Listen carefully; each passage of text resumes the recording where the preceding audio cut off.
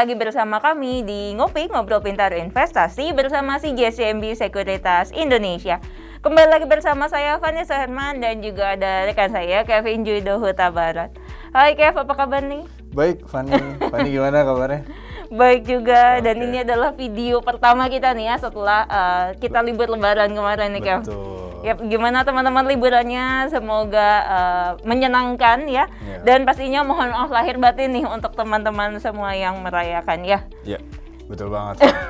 Nah, Van, kita udah banyak banget ya ngebahas ngopi ya. Tentunya kali ini kita mau bahas apa nih? Ini yang harus ditunggu-tunggu ya. Karena kita kemarin-kemarin tuh ya Van, kita udah ngebahas tentang tren ya. Ada tren bearish, ada bullish, dan yang terakhir waktu kemarin tuh episode 87 tuh sideways. Nah, teman-teman bisa cek itu di ngopi kita di YouTube ya. Khususnya itu ada 3 episode yang membicarakan tren dan cara membeli maupun jualnya. Yang pertama episode 87, lalu juga episode 84 dan juga episode 83 itu khusus mengenai tren ya, seperti itu ya Van ya. Ya benar banget. Jadi kalau teman-teman lihat kita udah bahas dari semua tren ya, mulai tadi dari uptrend, sideways, downtrend, gimana sih cara kita jualnya, belinya gitu ya. Tapi mungkin nih Kev, ada yang belum kita bahas nih. Jadi banyak juga teman-teman yang tanya gitu ke kita ya. Jadi sebetulnya level psikologis itu apa sih? Karena ini mungkin jarang kita bahas nih ya. Betul. Yap, gimana nih Kev? dan ini nggak pernah dibahas juga di kelas pasti ya, paham investasi di CGS-CIMB Sekuritas Indonesia. Tapi kita buka sedikit demi sedikit ya tentang angka psikologis. Ya, jadi sebenarnya di data kita nih sebenarnya ada beberapa level psikologis teman-teman. Jadi kalau level psikologis itu biasanya ibarat kata ada disebut angka bulat ya. Angka bulat. Nah, angka bulat itu kayak gimana sih? Ya kan, ini jadi pertanyaan kita. Angka bulat berarti angka yang berbentuk bulat gitu ya. Kayak tahu ya? Iya, tahu bulat. Tahu bulat ya. Enggak dong, kan angka. Kayak 0, ya lebih ke arah telur ya. Kan telur tuh 0 gitu ya. Bukan tahu tuh kotak ya. Tahu bulat iya benar ada 0 benar. Terus juga angka 8, enggak gitu juga gitu. Yang angka yang dimaksud dengan angka bulat tuh 100, 200, 300, 2000 ya kan, 5000, 1000 ya itu disebut angka-angka bulat nih Van. Dan terkadang angka-angka ini tuh dipakai oleh pelaku pasar untuk acuan jualan maupun acuan beli. Seperti itu Van.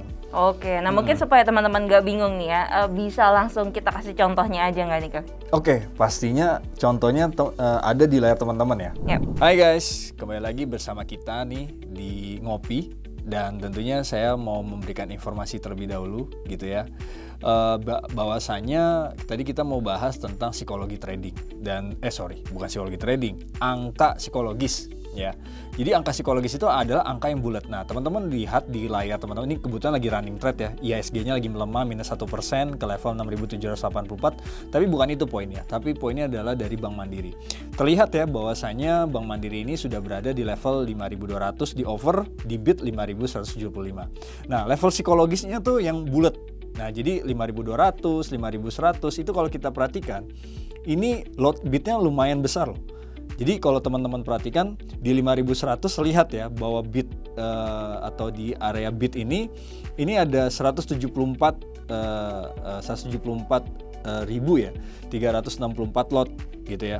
Jadi dari angka ini terlihat ya bahwa ternyata orang yang mau beli Bank Mandiri kecenderungannya masih cukup baik di level ini. Sedangkan kalau teman-teman perhatikan 5125, 5150, 5175 ini pergerakannya di bawah lot dari si 5100 gitu ya. Nah, terus kita lihat juga nih di 5.200 level psikologinya, kalau kita lihat ini paling cukup tinggi ya untuk saat ini di 99.000. Nah ini sekarang masih bergerak teritorinya, apakah nanti akan diambil, dibeli dengan banyak gitu ya oleh pelaku pasar ya, kita akan watch gitu ya. Tapi seenggaknya kalau kita lihat rurutan sampai di angka sampai 5.675, kalau teman-teman lihat ini yang paling tinggi ada di 5.200. Jadi kalau kita lihat angka psikologis itu biasanya ada dua pandangan pandangan. Yang pertama, angka psikologis ini bisa untuk dibeli untuk dalam arti biasanya pelaku pasar banyak yang membeli di angka psikologis seperti 5.100, 5.200 gitu ya, ada 4.000 gitu contohnya. Nah, kalau kita lihat kasusnya Bank Mandiri itu orang paling suka di 5.100 untuk membeli.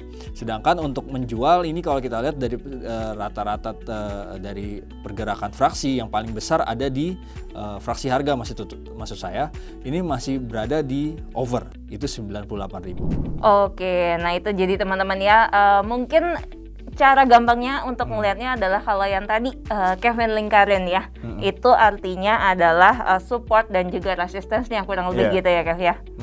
Betul Van, jadi resisten dan support itu versi trading ya. Jadi teman-teman, kadang ada sebagian pelaku pasar itu juga gini Van, memperdebatkan hal tersebut. Masa sih kalau bidnya tebel, overnya tebel, itu disebutnya kalau bidnya tebel kita analogikan jadi support. Kalau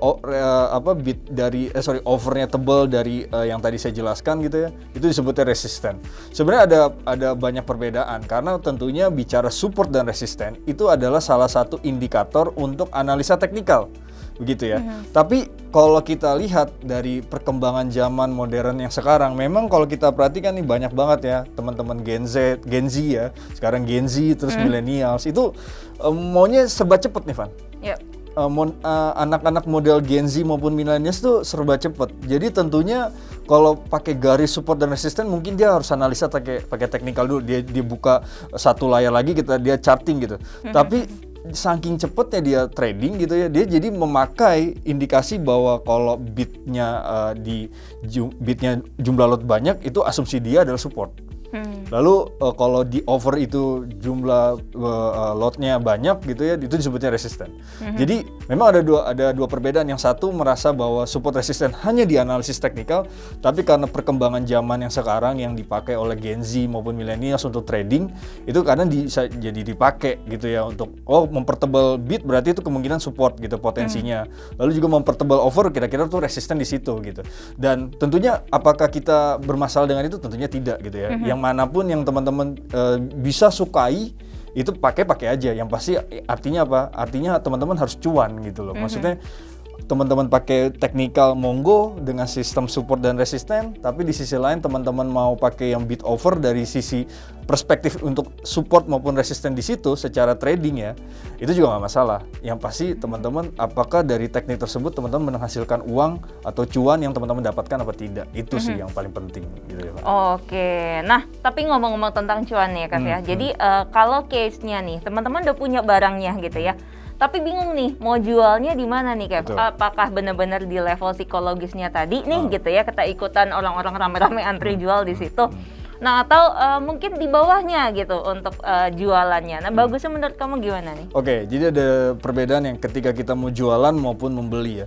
Jadi kalau kita bicara angka psikologis, itu biasanya di teori itu, di teknikal itu juga menjelaskan ya. Jadi biasanya teman-teman kalau mau jualan ya, kadang tuh kita di jualan itu berada di area over kan.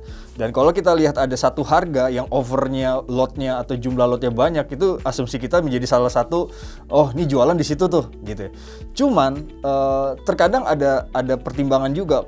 Kalau ternyata yang beli banyak sehingga yang jumlah yang lot yang di sebelah over itu habis. Tapi biasanya itu dia cuma nyentuh aja setitik gitu ya, angka tersebut di over tersebut, tapi tiba-tiba turun lagi Van. Jadi yang paling aman sebenarnya kalau kita mau jualan itu kalau kita nemuin angka fraksi harga dengan jumlah lot yang paling besar, kita sebisa mungkin turunin sedikit aja. Jadi kalau misalnya angka bulatnya 450, mungkin kita coba untuk jualan di 448 misalnya atau 446 untuk supaya kita bisa dapat uang atau hasil keuntungan yang kita jualan. Nah, gimana kalau posisi beli? Nah, posisi beli sama. Kalau kita lihat di bid misalnya taruhlah di 2000 ya. Di 2000 ternyata itu jumlah lembar sahamnya tuh banyak yang ngantri untuk mau beli. Dan terkadang tuh kita coba untuk masuk ke 2000. Nah, syukur-syukur bisa dapat. Tapi ternyata pas udah berapa lama 2000-nya hanya ke match atau dalam arti di pembeli jual dan maupun beli itu matchnya itu mungkin sedikit gitu, dan kita tuh terlalu ngantri paling belakang kan, jadi kita nggak dapet gitu. Dan abis itu harganya bisa jadi rebound gitu, setelah 2000 naik 2010, 2020 dan akhirnya kita kehilangan momentum. Jadi alangkah baiknya juga bisa saja teman-teman menaikkan sedikit ya pembelian itu di atas harga psikologi. Mungkin bisa aja 2010. Kalau misalnya harga bidnya ternyata di 2000 gede, banyak itu jumlah lotnya, kita bisa nih pasang di angka 2010. Gitu, itu asumsi dari pergerakan angka psikologis. Jadi sebisa mungkin konotasinya adalah sebisa mungkin untuk hindari dulu untuk kalau misalnya ada beberapa level psikologis, kita hindarin dulu untuk ngantri beli maupun ngantri jual gitu. Sebisa mungkin kita match dulu gitu ya, untuk bisa di atas. Kalau mau antri beli berarti sedikit di atas angka psikologis. Kalau kalau mau jualan kita sedikit di bawah angka psikologis.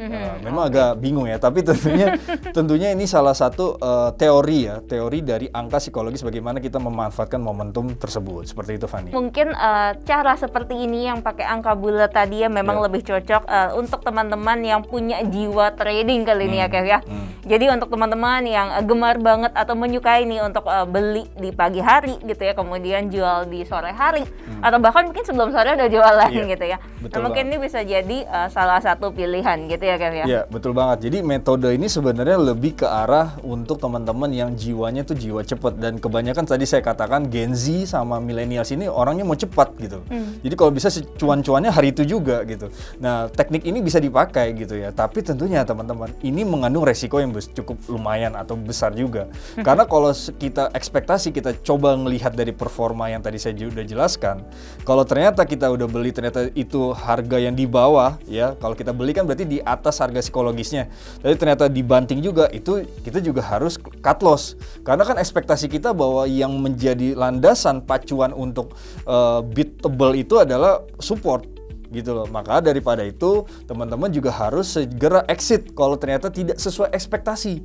Gitu, kita udah menganalisa, oh kira-kira ekspektasinya di sini nih supportnya nih, karena bidnya tebal nih, lotnya banyak di situ. Tapi ternyata kalau sampai di perdagangan selanjutnya kita udah beli karena di atas angka psikologisnya, tapi ternyata dibanting, nah ini kita harus cepat-cepat exit. Maka daripada itu kita jangan terlena juga, oh berarti gampang ya Pak angka psikologis ya. Bener, tapi pas nggak sesuai ekspektasi itu jadi susah, Van. Maka daripada itu kita benar-benar purely teman-teman harus yang namanya trading untuk jangka pendek, itu satu, dan yang kedua adalah teman-teman harus exit kalau tidak sesuai dengan ekspektasinya. Seperti itu. Iya benar, karena sistemnya sama aja nih kayak teman-teman dengan analisis teknikal gitu ya. Kalau udah break di bawah support, nah ini harus ada cut loss-nya gitu ya. Betul. Nah gimana guys, teruskan perbincangan kita kali ini. Jadi jangan lupa untuk like, komen, dan juga subscribe YouTube channel kami di CGS CIMB Sekuritas Indonesia. Sampai jumpa di Ngopi Ngobrol Pintar Investasi bersama CGS CIMB Sekuritas Indonesia selanjutnya. Semangat investasi!